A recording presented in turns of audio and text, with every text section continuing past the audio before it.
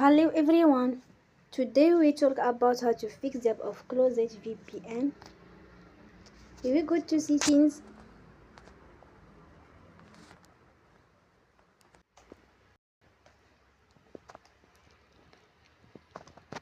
Here we click on apps.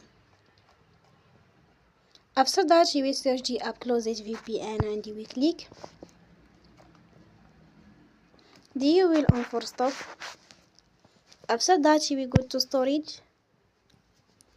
Then you will click on clear cache. In the end, you will turn off your Wi-Fi and you will turn again. Don't forget to support us by like and subscribe. See you next time and thank you for watching.